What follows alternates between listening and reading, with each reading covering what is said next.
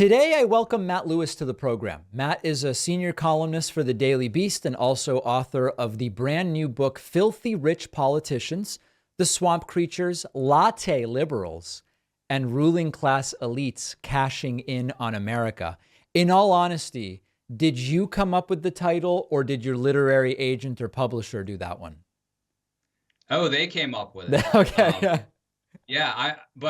And this is the same way with most of my columns that I write as well. I'm not good at headlines, but thank goodness for people who are, because I really think the Filthy Rich Politicians title is great, even though I had nothing to do with it other than greenlighting it. Well, it's what I think is interesting about the book. And for context, I hope I'm accurate, Matt, when I tell the audience, if people aren't familiar with you, you're a right-wing guy, but I don't think you're a right-wing nut. And certainly under Trump, you have maybe been more critical than in the past of the direction of the party. Is that fair for context? Well, look, I'd like to think that I've always been a center-right conservative who was introspective and willing to criticize my team Yeah. when need be. But I think that Trump, when Trump came along, and I'm very proud that I have immediately opposed Trump and have opposed him every step of the way. Yep. But I do think that had this weird psychological effect on all of us, which in a way was freeing to really re-examine things even more than we might have all, even if we thought we were being open-minded. So there's a lot of bad things that came from Trump. One of the good things that came from him is that it really shook people like me from any sort of, I don't know, intellectual like commitment to sticking with our team based on team spirit as opposed to philosophy or the facts. So with that kind of as a jumping off point, one of the things I find interesting about your book is you sort of seem to be making a point I've made about the narrow range of sources from which we get our top level politicians in the United States. Now, your criticism is not exactly what mine is. Your solutions are not exactly what mine are necessarily, but that is a point you're making, right? That we have this very narrow path into top level elected officialdom in the United States. Yeah, I think that, hopefully if you're an open-minded person, you're changing all the time, right? Now, I don't think you should be flip-flopping all the time over like deeply held convictions. Yeah. But you should be, and so like, I really had not thought that much about money in politics, believe it or not. I mean, my wife's a Republican political fundraiser. I've been writing about politics for decades, but writing this book and researching it, Filthy Rich Politicians, made me start to think things through.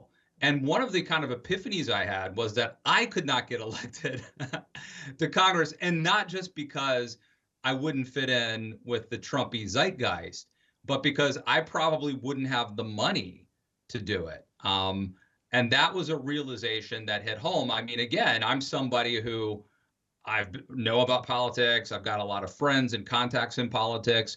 And yet I don't have that Ivy League pedigree, and I don't have the bank account that, I mean, even the so-called populists like Marjorie Taylor Greene, she's worth like $5 million or something. I mean, that's chump change. So yeah, I think that this forced me to kind of reckon with that.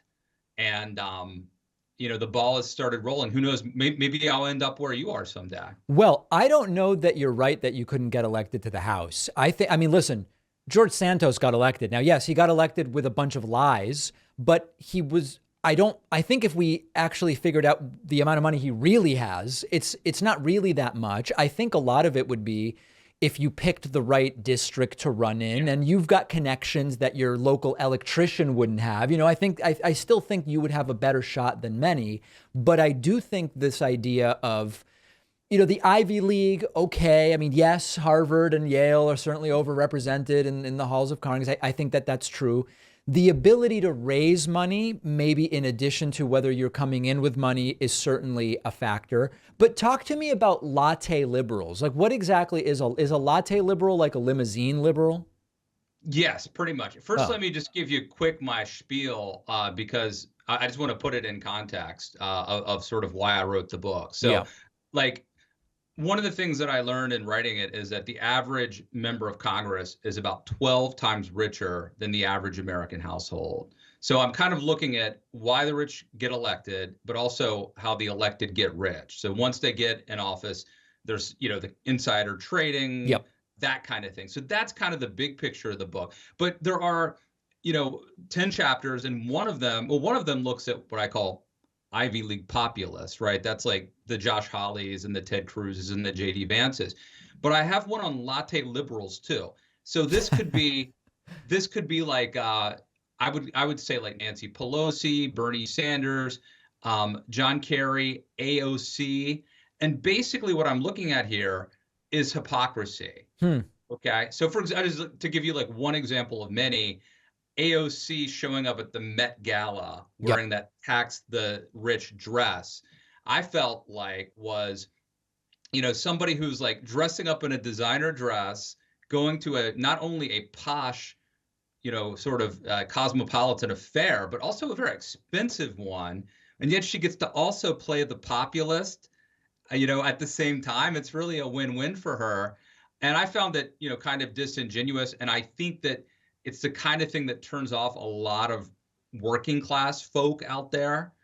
I also think that most of the book looks at money specifically, like politicians who are cashing in. Yep. But I think in this case, it had more to do with like the attention economy. I think it's also corrosive, but just in a slightly different way. I think there are two different groups there. When I hear you say Pelosi and John Kerry, okay, I mean, a bunch of Pelosi and Kerry's wealth is actually from their spouses, but still, okay, so that's one category. I don't know that AOC has really cashed in. The dress was borrowed. I mean, yes, I agree. But by the way, I agree that when I found out about the dress, I was like, very much the wrong move, but it's not her dress. She borrowed the dress. Sometimes people borrow jewelry for Rolling Stone shoots or whatever. Bernie, I think he's got a couple $1,000,000, but he's been making six figures for 40 years and he's in his 80s. Unless you're terrible with money, you're gonna have that amount. I understand that it's not average, but it's also not, I mean, a couple $1,000,000, including property, one property that was left to him from someone who died or to his wife when you're in your 80s, it's actually nowhere near the top couple percent. So I think there's a couple categories here, but I think you are getting at the tension between what happens up until the point at which you get into these positions of power and the promises one makes, then the opportunities that present themselves, either because you seek them out or because it's the way the system works once you're in power, and then whether it creates a tension with how you choose to legislate. I think that's what ties the four people you mentioned together. Yes. And I would agree that, I mean, if people are changing the way that they vote based on money, that is a really bad type of corruption. And I'm not, generally not leveling those charges in this book. I do think like the average member of Congress now is a millionaire. More than 50% are millionaires, but it's only about 7% of the population in America. So there's a big disconnect. So even though Bernie Sanders is far from being the richest member of Congress, even he would be a little bit out of touch with Joe Sixpack. Obviously, I think there's something, the irony of him being, a social democrat that's tied to this. And in the case of Bernie Sanders, I have a little section in the book about book deals, how politicians cash in on book deals. Bernie Sanders literally said, I wrote a best-selling book. You could be a millionaire if you wrote a best-selling book. Right. Which I'm like, fair point, Bernie. I hope I do. I hope it works out for me. But that was a great line. The other thing that comes up with Bernie is his wife, Jane, who he has throughout many decades found ways to pay her, including making her his media buyer. Typically this is actually a profession. There are people who that is what they do. They're media buyers on campaign. They take the campaign money, they buy TV ads, and they get a percentage of it. It's a pretty good life. Bernie made Jane his media buyer, even though she had zero experience doing that. It certainly smells swampy. And so, but I will concede this section on latte liberals and the one on Ivy League populists are both different from the rest of the book because by and large, these are younger politicians who have not yet kind of cashed in and gotten to that Nancy Pelosi, John Kerry level. Yeah, I didn't know about Bernie hiring his wife in that capacity. It reminds me of, Trump hiring Laura Trump and Kimberly Guilfoyle and that sort of thing. So to some degree, I mean, okay, so on the one hand, it is more difficult for large swaths of people to even make it into elected office. To what degree do you think the self-selection bias plays a role in that lots of the people, like, for example, I think Neil deGrasse Tyson would be a super interesting person to be, maybe a senator. I don't know. And people would say, well, he has no political experience. He can think in a way that I think the Senate would benefit from. At the least, I think is something we could say. And yes, he happens to be on the left from everything I've heard. And we could say, well, maybe a different scientist or something like that. But a lot of people like that aren't interested in going into politics, in part because of some of the very things that you point out in the book. So to what degree do you think the self-selection bias is a factor, and what really could be done to change that? Well, that's a good question. I definitely, I'm a big believer in incentives. And I don't think we want a scenario where people are like running for office to get famous and to get rich. And sadly, that kind of is what it is today. And I actually think the fame thing is on the rise, the attention economy. So I think we just have to think about incentives. I call for lots of reforms in the book. No, I don't believe any of them are going to solve the problem of corruption, but to mitigate the downside, right? So banning stock trading. So if you get in there, you're there, but you can't cash in. Term limits. That would limit the ability to sort of make generational wealth based off of your tenure. The one sort of, I guess, counterintuitive thing I would do is actually pay them more. I would actually raise the salary because I'm going to cut off their ways to make a lot of extracurricular money. We might as well pay them a little bit better salary so they can focus on their actual job. Like how much better? Oh, I don't know. So right now, the average member of Congress is making like $174,000 a year, right? Yep. Like on one hand, that sounds like a lot. I think the average salary in America is like $56,000. So this is a lot more. However, members of Congress, sometimes they might have a residence back in the district and also have to rent or own a place in Washington, D.C. I would be cutting off their ability to make money from book deals. I would be cutting off their ability to bet on the stock market. Yep. So I don't know. I would probably raise it to say $225,000 a year, which would be not a crazy difference in the grand scheme when you're talking about the limits that you're imposing. Yeah. No, and I mean, I could probably be, talked into 300 or something if someone persuaded me it was right. I mean, another thing I would do is and this actually is not in the book, but while we're talking about it, I would also uncap the House. Like, right, there's been 435 members for 100 years or something. Yeah. I would like to have 4 or 5 times as many House members. I think that would bring down the average net worth of your average Congress person. It would, I think, get rid of the sense that they're more elite and special than us. They would probably be more responsive to us. And then I think that $225,000 salary would be pretty appealing. What's interesting about that is I don't have the number in front of me, but I know a couple of MPs in Canada, and I was shocked when they told me that based on Canada's population and the number of them, they represent a fraction of the number of people that an American member of the House represents. I think right now it's about 750,000 in the US.